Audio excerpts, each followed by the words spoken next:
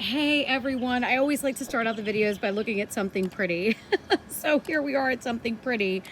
Today I want to thank flowerbulbs.com for sponsoring this video. I am so super excited. So flowerbulbs.com doesn't sell anything.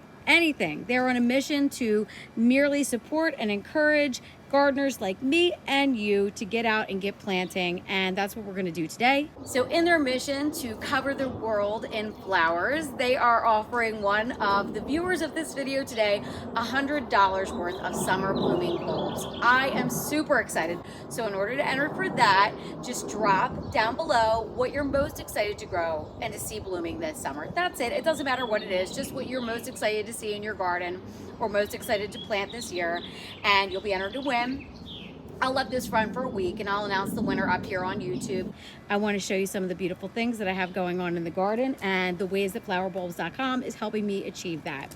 One of the main questions I get is, can I plant dahlias in containers and baskets? And yes, you absolutely can.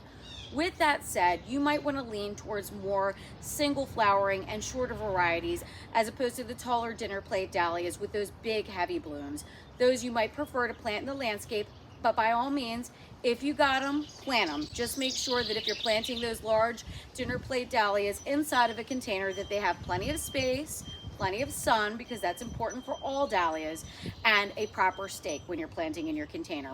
And I am planting it in this is an all-weather basket that I just picked up at one of the big box stores. It's got a nice tight weave to it, and I've used this one outside last year, so I just put my soil right inside. If you have something with more of an open weave where the soil could kind of, run out when you're watering or when it rains, you might want to place another nursery container or flower pot inside and then plant and then put it inside here. So I know with this one I'm good to go. So I started out with some Espoma Organic potting mix. I put that in here, and now I have my tubers. Now when you guys order your tubers, and they come in those little bags usually with the plant medium mixed in, whatever they're packed in. Sometimes they're in shavings and different things that they were stored in. You might see that sometimes they are starting to sprout, like this one is here. It's totally okay. These sat in a box in a cool spot in the shipping box for about 2 weeks in my basement. So if you get them early and you're not ready to plant yet, just do that. Leave them in the box. I'm going to be planting a single flowering variety called Bee Friendly that gets to be about 3.5 feet tall. I'm going to put 3 tubers in this basket, so that should really fill this in. It is planting them a little bit close, but based off of my experience from last year planting 3 tubers pretty closely in this same basket, they did just fine, and I had no problems. Everything was healthy and beautiful. So that's what I'm going to do today. So I am just going to place the tubers right on top of the soil like so. They're just laying right down like that. I'm going to add just a little bit of bone meal on top of these. Now I'll do that in my container, and I also do it with the in-ground plantings. With dahlias, again, I don't want to overcomplicate this. And don't worry about the extras if you don't have the extras. Just get them in and in a sunny spot, because sun is crucial to your dahlia blooms. If you don't have them in enough sun, they won't produce enough blooms. These are a sun-loving plant. So that's first and foremost. All these extra goodies I'm adding because I am like super into it, and you probably are too if you're watching this, and I want to give them their very best start, especially in a container like this where you are watering and it is raining and all of the nutrients in the soil will be depleting faster. I'm starting these out with all the goodness because I want to see a beautiful show this year. So put a little bit of the bone meal in there. So I'm going to use the Espoma Organic land and sea compost so that these dahlias are off to their very best start. I can picture like some little soft alyssum or something pretty around the edges there. I'm not going to water these because that's the thing with tubers too. You don't want them to get overly wet. They could rot. So I'm gonna keep an eye on these. I'm gonna make sure that this doesn't get soggy. I'm gonna leave them like this. We get lots of rain here. Once I do see growth start to show and I see, them starting to pop out of the top of the soil here, that's when I'll begin to water them. Plant tag, I just labeled it. It says bee friendly. I put the date. This particular label has a little hook. So I'm gonna hook it to the arm of my basket, and now I know what I planted here, and we are good to go. They say if you are below a zone 8, I'm a zone 7, that you should dig and lift up your tubers before frost. So just bear in mind, you know, that these will require some extra work and some extra storage and care over the winter depending on where you live. I do a mix of both. I store some, I leave some in the ground. I like to kind of see what happens, because even in our own backyards, there are different little microclimates and different little pockets, you know, depending on how much sun you get in one area. So you'll have mixed results. So just give it a try. Give it a try. That's all we can do. Okay, so moving on from this, I did mention dinner plate dahlias, and my favorite, and might be yours too, the cafe au lait dahlia will always and forever have a special space in my garden, no matter what. It is just beautiful and worth it. And in fact, I am planning on doing a lot of color blocking this year, where I plant just a ton of the cafe au lait. So I'm excited. So let me show you how I'm going to plant my dinner plate dahlia in ground.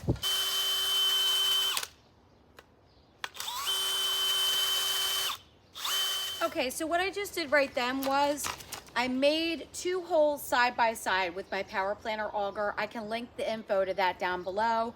That is a lifesaver in the garden, by the way. But with the 2 holes side by side, that's giving me plenty of width to put my tuber, and I'm going down about 6 inches right now.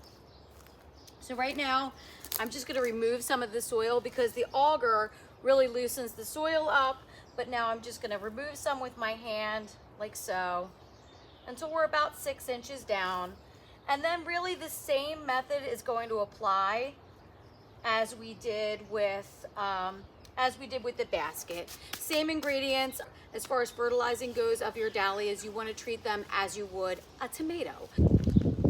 I have some video of my boys planting some dahlias in their secret garden last night, so I'll show you that too. I didn't catch it on film, but I asked them what they thought that these looked like, and my one son said, a banana. Kind of right. So again, we've got our tuber that looks like this, like an octopus or something really interesting. Isn't it amazing? Seriously, that this clump of stuff turns into something so beautiful. Okay, anyway, this is a cafe au lait, and I love her. So I'm going to now, just gonna move this native soil aside, and I need to mulch later, and I'm just going to fill this hole with my compost, like so.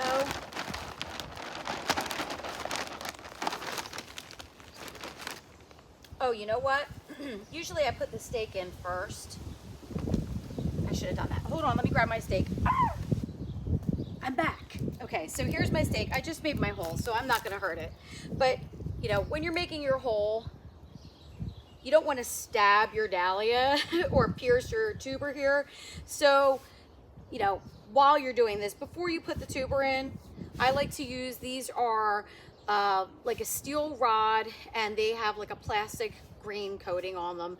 So I've been using these for 3 years now, and they work really, really good. These are 6 feet, I believe. So now this is right where my tuber is. I'm gonna cover it up. I'm gonna press it down. Again, I'm not going to water this until I see some growth. Mother Nature will probably water it, knowing her, how she likes to be. And just firm it down like that. Now, you'll notice I have my drip tube here. I'm not gonna let my drip tube lay right on top of where the tuber is, because I don't want it to get too much water. Again, we want that Goldilocks and the 3 bears ratio of not too wet, not too dry, but just right. So I'll keep an eye on that, and I will pull this away a little bit. Oh, you know what? Oh, I just noticed this. Hold on. I have to show you. I have to show you. It's exciting. Okay, check it out. So this is a tuber that I left in from last year. You can see the stem from last year. and the new growth. I just now noticed that. I'm glad I didn't step on it. So yeah, I planted, and look, there's another little piece too. So I'll move this drip line so that it's not sitting right on top, but next to them, and make sure that they're getting a decent amount of water. I haven't even turned on my drip irrigation yet. So I have my stake in, as you can see, and then I will use Velcro. Come with me, shall we? I will use I use this to stake up my dahlias. It's got a fuzzy interior and it's Velcro. There it is. And I just cut off little pieces, and as the dahlia grows, I just wrap this Velcro in little pieces around the stake, and it works wonderfully for me. There's plenty of ways to stake your dahlias up. I've seen that some folks even use tomato cages. So just get creative, get out there and plant all the dahlias. Oh, yeah, guys, look, Mark, my husband, painted the obelisk this beautiful green color. Doesn't it look so good? So you can see all those empty pots right here. I'm gonna be putting lots of dahlias and things in there as well. So something that I like to do is kind of pre-sprout my dahlias. You don't have to do this. The main reason that I did it this year is, as you can see, I'm reconfiguring our garden beds, and you know, we're gonna be re-landscaping this whole area. So I'm not sure yet where the placement of these is, and I knew that ahead of time. So I potted these up maybe 4 weeks ago, and I've just kept them in a sunny location. I've got the greenhouse here. If you don't have a greenhouse, you can put them in a sunny window in your home or in an area where they're not going to get affected by cold temperatures or a frost. It's safe to plant your tubers anytime once that frost date has passed and the soil has warmed up to about 60 degrees. So again, pre-sprouting them like this is not a requirement. You can go ahead and plant them directly in the landscape, that they are in a sunny location, and that all chance of frost has passed in your area, and then you are good to go. So here is another thing that I do with my dahlias, and I think it's important, and I do it with my dahlias, and I recommend that you do as well. So you see this main stem here coming up in the middle right there. I'm going to pinch that out. Now you can wait for it to get a little bit taller. So I just went ahead, and don't be nervous. I know it's a little nerve-wracking when you're first starting with dahlias, but I just clipped out that main stem, and you can see down in there, right there. And now what that will do is that will encourage this dahlia to branch and to create more blooms. That's what we want. Lots of bouquets, lots of blooms in the garden. Another thing that I'm planting in this area is Gladiolus. I've never planted Gladiolus before, and it's just, and you know what's fabulous? Okay, so the one that I'm planting is called Volcano. I'll put a picture of it up. I've already planted them. They're little corms. I can show you what the corms look like because I have some footage of that. They're corms, and you can pre-soak those 24 hours just to kind of speed up the growth process. I didn't do that. You know, sometimes you follow all the rules, sometimes you try. It's all about experimenting. I experiment all over in my garden. But anyway, so I planted some Gladiolus here, and here's why. This is turning into a really self-sufficient border that I'm not really having to touch, and it's looking great. Like, that is just the icing on the cake as a gardener, to give you more beauty with less work. It's just amazing. So I have things here that are more spring blooming. I've got a peony here. You can see I have some beautiful white iris in the back there, another peony, some more iris here. But what the Gladiolus will do is those will bloom at a time when the peonies are spent, and when the iris are spent, then up come in your Gladiolus. I think the key, you know, I think a lot when I'm out here. You know, it's my peace, it's my therapy, it's my time to think and unwind and all the things. And I don't know what I would do without it. I just get lost out here, honestly. I come out and 5 minutes turns into 5 hours in a flash. So I was thinking the other day, you know, I think in order to be a good gardener, you have to just not try so hard to be a good gardener, if that makes any sense. You know, of course you want things to look a certain way and be a certain way, but I think if you kind of just do your thing, just let go, try to plant the plant, no matter where you're planting it. you know, pull up those resources, pull up flowerbulbs.com and get inspiration and get all charged up, but just plant the plants, plant them, and you will get into a groove and sort of feel what your style is. I think it's hard sometimes to figure out your style. You can see I'm starting to figure out my style. I like a little bit of formal with the topiaries. I like a cottage garden. So I'm working on that. I'm building that up. So experiment. With dahlias, plant some in pots. Plant some in your landscape. Dig some up. Leave some in, see what happens. You know, there are certain rules and requirements that you do have to follow with gardening. Light is very, very important. Pay attention to the lighting. You don't want to plant a hosta that requires shade in the full sun. You don't want to plant your dahlias in any kind of shade because they love sun. So very important. Watering requirements and light. Two of the main key things to be a good gardener. And also not trying to be a good gardener. Just go out and plant all the things. That is my rule of thumb, to just go out and have fun and to experiment and to mess up and to try again. And so far, I'm really, really enjoying the process. Ooh, I'm trying to get under the shade here. Okay, so that's it for me, you guys. Thank you so much for watching this video. I think the message that I want to convey to you first and foremost is try it. Try it. Don't be afraid. Just go for it. Plant the things. If you have limited space, you have options, you have baskets, you have flower pots, just get planting. That's the main thing. There's so many resources out there to help you. Flowerbulbs.com has helped me along the way, and they can help you too. I'm here to help you, and I think, you know, the garden community in general, we are all very giving and wanting to see everybody succeed in their gardens. So, with that said, drop your comment down below. Let me know what you're looking forward. I'm trying to dodge the sunshine here. Let me know what you're looking forward to growing in your garden this year.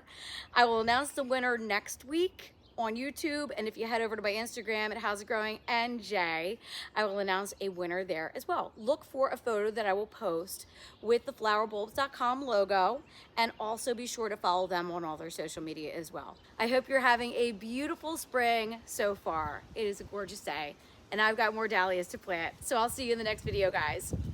So this is the boys' secret garden. We had some wind and rain here the other day. They got their own watering cans. And look, we set this area up for them. And this is my bed, by the way, and this is Luke's. That's true. So we've got good soil, and we're gonna dig a hole. So you wanna start to dig a little hole here, wherever you want them to go. Okay, so we got our hole. Leo, do you wanna get one out? Yep. Take one out of the bag. You can put the bag down. Put the bag over here, or wherever. There you go. How does that look like? I think it looks kind of like an octopus. Right? It does. Can I put in? You guys can both plant. Okay, so here's our tuber, and you see that little piece right there? Do you see that, you guys? It's sticking up? No, this white piece. Do you see that? That piece? Yes. That looks. Ooh, that's cool. That's called an eye. That's called an eye. It's not a real eye. It's not a real eye. No. It can see. No, it cannot.